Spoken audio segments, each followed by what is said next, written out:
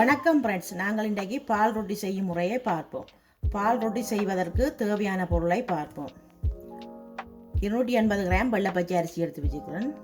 1/2 litre தேங்காய் எண்ணெய், 60 gram சவ்வரிசி, 1/2 teaspoon எள்ளு, பாதி தேங்காயை திருவி 280 மில்லி பால் புளிஞ்செடுக்கணும். முதலாம் பாலும் 2ஆம் பாலும்.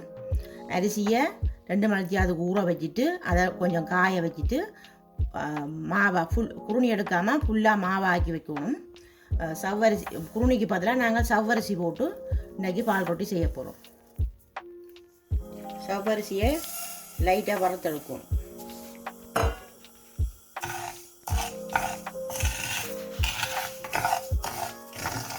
ஆக பொன்னிறமாக இல்லை, கொஞ்சம் இந்த மீடியம் சைஸில் எடுக்கணும்.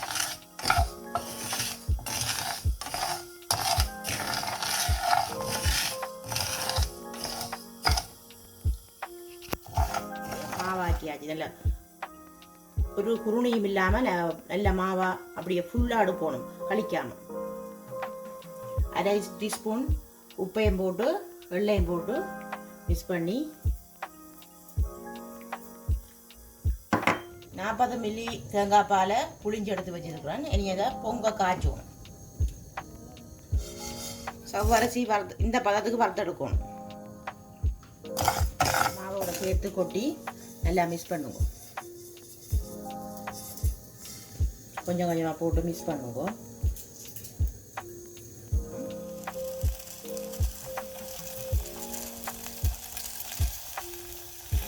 பால் நல்லா பொங்கிட்டு நீ அடுப்பை ஆஃப் பண்ணிவிட்டு கொஞ்ச நேரம் ஆற விட்டு அந்த இடியப்பா பதத்துக்கு நீங்கள் இடியப்பாத்துக்கு குழப்பீங்க அந்த பதத்துக்கு குழச்சி எடுக்கணும். ஆறணும். அதுக்கு இடிப்பு சட்டியை வச்சுட்டு எண்ணெயை ஊற்றி எண்ணெய் கொதிக்க விடுங்க. ஆறிட்டு இந்த இடியப்ப குழக்கி போல் அளவுக்கு சுடுதண்ணி இடியப்ப மாவுக்கு என்ன மாதிரி சுடுதண்ணி பிடிக்கணும். நல்லா கொதிக்க விடக்கூடாது பாலை. இந்த பதம் சரி. இது கொஞ்சம் கொஞ்சமாக பாலை விட்டு குழாய்ங்க.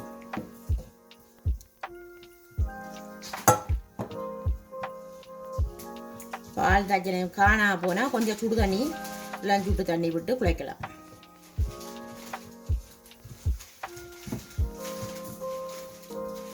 கொஞ்சம் கொஞ்சமாக சேர்க்கணும், ஒரே எண்ணெய் விடக்கூடாது, என் தண்ணியாக போயிடும். 40 மில்லி பால் காணும் தேங்காய் பால். இனி இதை இப்படி இந்த பதத்துக்கு குழச்சி எடுத்து 10 நிமிஷத்துக்கு நல்லா அடித்து குழச்சி ஒரு ஒரு 20 நிமிஷத்துக்கு ஊற வச்சுட்டு மூடி வச்சுட்டு வந்து பால் ரொட்டி சுடலாம். பதத்துக்கு நல்லா அடித்து குழச்சாச்சு. இனி ஒரு 10 நிமிஷத்துக்கு இந்த குழச்சி போட்டு ஒரு 20 நிமிஷத்துக்கு மூடி வச்சுட்டு பிறகு சுடுவோம். இப்படி ஒரு பொலித்தீன் பேக் எடுத்து அதில் கொஞ்சம் எண்ணெயை போட்டுட்டு பால் ரொட்டியை போடுவோம். கையிலே எண்ணெயை பூசி போட்டு எண்ணெயை கொதித்தோடனே எண்ணெயை போட்டுட்டு இப்படி எண்ணெயால் ஏற்றணும். அடுப்பை குறைச்சி விட்டுறோம். எண்ணெய் கொதிச்சோன்னா அடுப்பை நல்லா குறைச்சி போகணும்.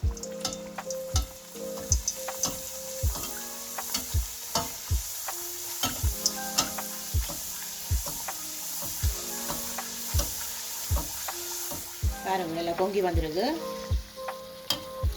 ஒவ்வொருக்காக மாவை கூடைக்க அடிச்சு குழச்சி போடணும். காஞ்சா சொட்டு சுடுதண்ணியை சேர்த்து அடித்து போட்டு போடணும். அப்போ தான் இந்த நல்லா பொங்கி வரும். இருக்கணும் உண்டா போடுங்க. ஆக கும்பலாக போட்டிங்கன்னா வெடிச்சு போயிடும். இது பொங்காது.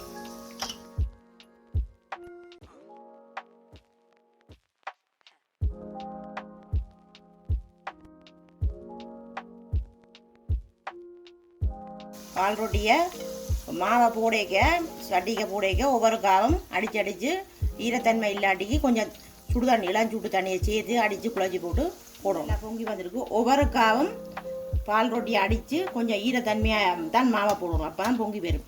ஈரத்தன்மை இல்லாம போட்டிங்கன்னா சப்பியாக தான் போகும். அதை பார்த்து செய்யுங்க. பாருங்க என்ன மாதிரி போட்டு இப்படி ஓட்டப்பில் இருந்தால் பாருங்க அந்த சிறு சத்தம் கேட்குது. இப்படி ஓட்டப்பில் இருந்தால் பொங்காது. மாவை எப்போவுமே கொஞ்சம் அந்த ஈரத்தன்மையாக போட்டால் தான் பொங்கி வரும். பாருங்கள் என்ன மாதிரி பொங்கி வந்திருக்கண்டு. இது சவ்வரிசி போட்டு செய்த பால் ரொட்டி குருணி எடுக்கிறீல.